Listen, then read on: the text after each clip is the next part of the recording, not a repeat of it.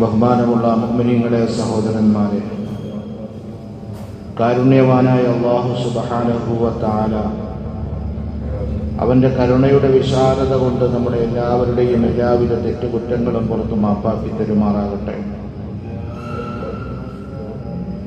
അള്ളാഹുവിൻ്റെ പരിശുദ്ധമായ ഖുർആൻ കേൾക്കാനുള്ള ഇരുത്തത്തെ സ്വീകരിക്കുമാറാകട്ടെ. ഇൻഷാ അല്ലാഹ് ഇന്നു മുതൽ നമ്മൾ കേൾക്കാൻ ആരംഭിക്കുന്നത് അള്ളാഹുവിൻ്റെ പരിശുദ്ധമായ ഖുർആനിലെ സ്ത്രീകൾ എന്ന അധ്യായമാണ്. അള്ളാഹു മനസ്സിലാക്കാൻ, നമ്മുടെയൊക്കെ ജീവിതത്തിൽ പകർത്താൻ അള്ളാഹു തൗഫീഖ് നൽകി അനുഗ്രഹിക്കുമാറാകട്ടെ.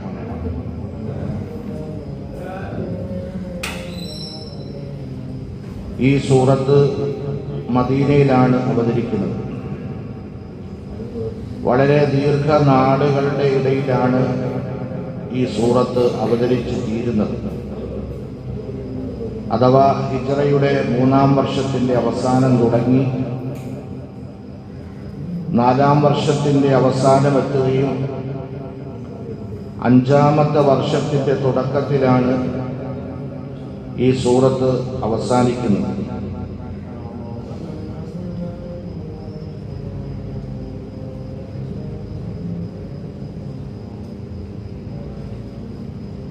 ഈ സൂറത്തിൽ പ്രധാനമായും ചർച്ച ചെയ്യപ്പെടുന്ന വിഷയം പരിശുദ്ധമായ ദീനുൽ ഇസ്ലാമിൻ്റെ ഏറ്റവും അടിസ്ഥാന വിഷയങ്ങളാണ്.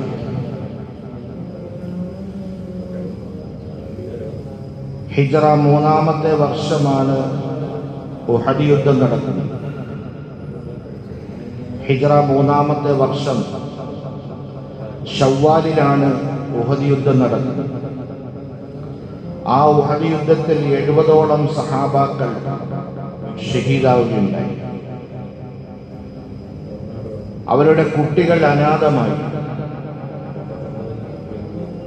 അവരുടെ സ്വത്തുക്കൾ മദീനയുടെ പലയിടങ്ങളിൽ കിടപ്പായി. ഈ സമയത്താണ് അനാഥകളുടെ സംരക്ഷണത്തെ സംബന്ധിച്ചും അവരിട്ടിട്ട് പോയ സ്വത്തുക്കളെ എങ്ങനെയാണ് അനന്തരാവകാശികൾക്ക് വിതരണം ചെയ്യേണ്ടത്, ദായധന വിതരണത്തിനെ സംബന്ധിച്ചുള്ള നിയമങ്ങൾ ഇറങ്ങുന്നത് ഈ ഘട്ടത്തിലാണ്. അതുപോലെ തന്നെ ഹിജ്റ 4-ാം വർഷമാണ് ദാത്തുർ റിഖാബ് എന്ന് പറയപ്പെടുന്ന യുദ്ധം നടക്കുന്നത്. ദാത്തുർ റിഖാബ് എന്ന് പറയപ്പെടുന്ന ഹിജ്റയുടെ 4-ാം വർഷം നടക്കുന്ന യുദ്ധത്തിലാണ്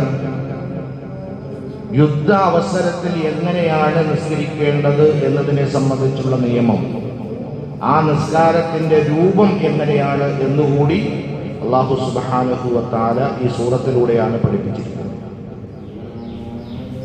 അതേപോലെ തന്നെ വുളൂ എടുക്കാൻ, അംഗശുദ്ധി വരുത്താൻ ഒരാൾക്ക് വെള്ളം ലഭ്യമല്ല.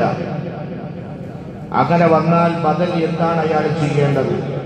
തയമ്മം ചെയ്ത് നമസ്കരിക്കണം എന്നുള്ള നിയമവും അതിനുള്ള അനുവാദം നൽകുന്നതും ഈ സൂറത്തിലൂടെയാണ്. സന്ദർഭം ഏതാണ്? ബനുൽ മുസ്തലഖ് യുദ്ധത്തിന്റെ സന്ദർഭത്തിലാണ്. തയമ്മത്തിന്റെ ആയത്തിറങ്ങുന്നത് ബനുൽ മുസ്തലഖ് യുദ്ധത്തിന്റെ സന്ദർഭത്തിലാണ്. അഥവാ ഹിജ്റയുടെ 4-ാമത്തെ വർഷം അവസാനം ഹിജ്റയുടെ 5-ാം വർഷത്തിന്റെ തുടക്കത്തിലാണ് ബനുൽ മുസ്തലഖ് യുദ്ധം നടക്കുന്നത്. ആ സമയത്തിലാണ് തയമ്മത്തിനെ അല്ലാഹു സുബ്ഹാനഹു വ തആല നിയമമാക്കുന്നത്. അതേപോലെ തന്നെ നബി സല്ലല്ലാഹു അലൈഹി വസല്ലമ തങ്ങൾ മക്കയിൽ നിന്നും മദീനയിലേക്ക് ഹിജ്റ ചെയ്തു വന്നു.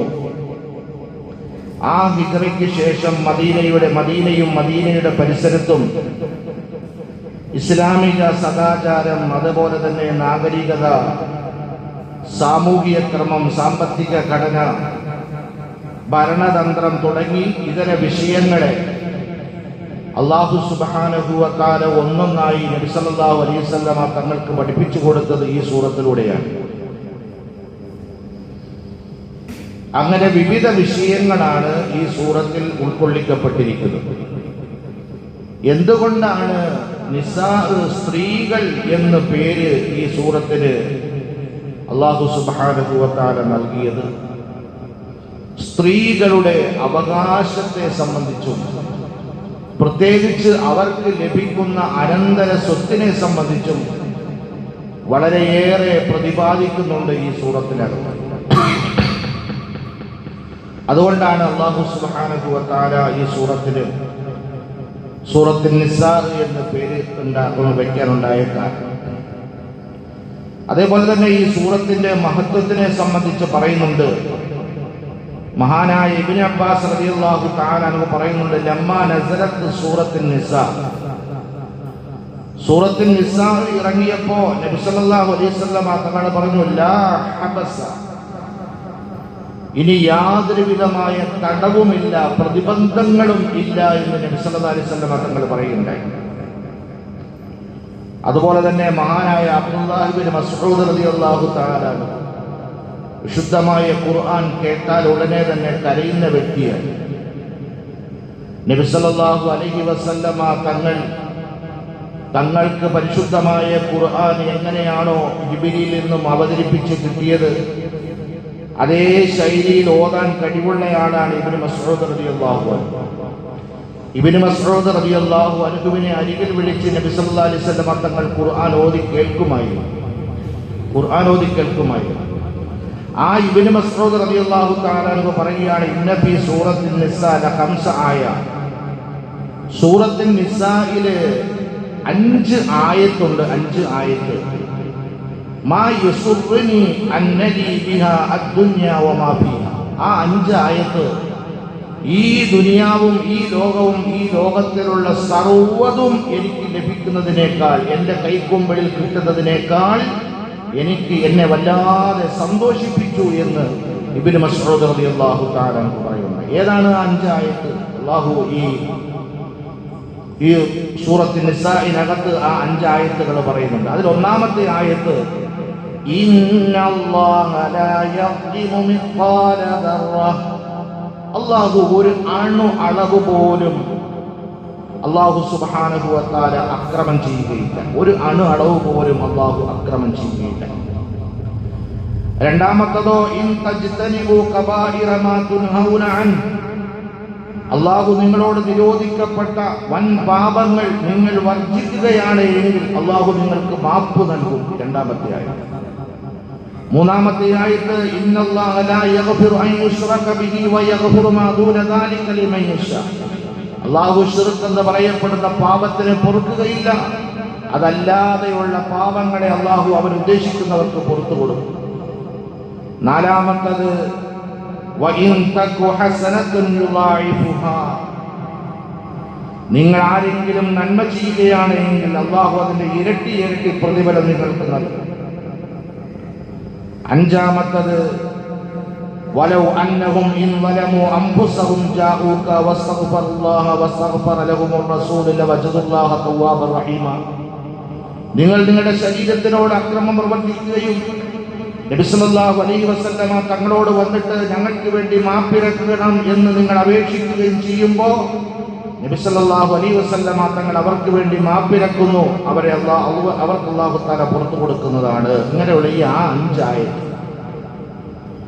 മറ്റൊരു റിവായത്തിൽ 10 ആയത്ത് എന്ന് വന്നിട്ടുണ്ട്. ഈ 5 ആയത്ത് ദുനിയാവിലുള്ള സകലതും എനിക്ക് കിട്ടുന്നതിനേക്കാൾ എന്നെ വല്ലാതെ സന്തോഷിപ്പിച്ചു എന്ന് ഇബ്നു മസ്ഊദ് റളിയല്ലാഹു തആല പറയുകയുണ്ടായി. ഈ 5 ആയത്തുകളും ഈ പരിശുദ്ധമായ ഈ സൂറത്തിനകത്താണ്, സൂറത്തുൻ നിസാഇലാണ്. ഇതിലെ ഒന്നാമത്തെ ആയത്ത്, നമ്മളൊക്കെ നിക്കാഹിന്റെ സദസ്സുകളിൽ പങ്കെടുക്കുന്നവരാണ്. നിക്കാഹിന്റെ സദസ്സ്, ആ നിക്കാഹിന്റെ സദസ്സിൽ നിക്കാഹിന്റെ ഖുതുബയിൽ ഒട്ടുമിക്ക ബഹുഭൂരിഭാഗം ഉലമാക്കളും ഖുതുബ നിർവഹിക്കുമ്പോൾ അവർ പാരായണം ചെയ്യുന്ന ഒരു ആയത്താണ് ഈ ആയത്ത്. മാത്രമല്ല ആദരവായ റസൂലുള്ളാഹി സ്വല്ലല്ലാഹു അലൈഹി വസല്ലമ തങ്ങൾ പ്രഭാഷണം തുടങ്ങുമ്പോൾ നബി സല്ലല്ലാഹു അലൈഹി വസല്ലമ തങ്ങൾ നിക്കാഹിന്റെ ഖുതുബ നടത്തിയപ്പോൾ ആ ഖുതുബയിലും ആ പ്രഭാഷണത്തിലും ഈ ആയത്ത് പാരായണം ചെയ്യുന്നത്. അതാണ് ഒന്നാമത്തെ ആയത്ത്.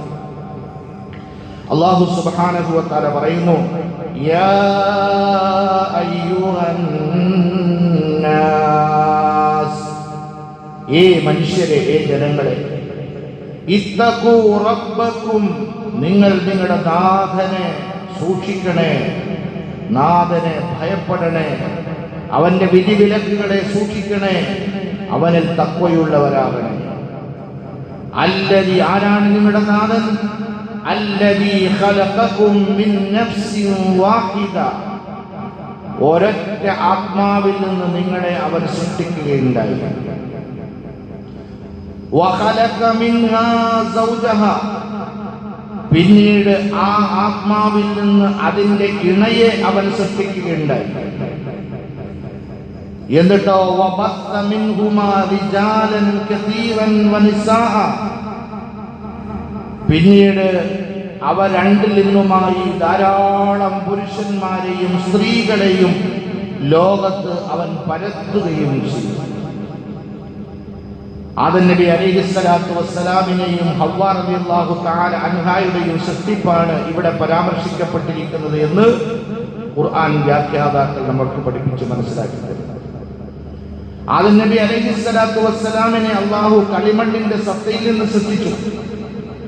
ആദം നബി അലൈഹിസ്സലാത്തു വസ്സലാമിന്റെ ഇടതുവശത്തെ വാരിയലിൽ നിന്ന്, ഒന്നും കൂടി വിശദമായി പറഞ്ഞാൽ 13ാമത്തെ വാരിയലിൽ നിന്നിട്ടാണ് ഹവ്വ റളിയല്ലാഹു തആല അൻഹയെ അല്ലാഹു സുബ്ഹാനഹു വ തആല പഠിച്ചത്. ആദം നബി അലൈഹിസ്സലാത്തു വസ്സലാമിന്റെ 13ാമത്തെ വാരിയൽ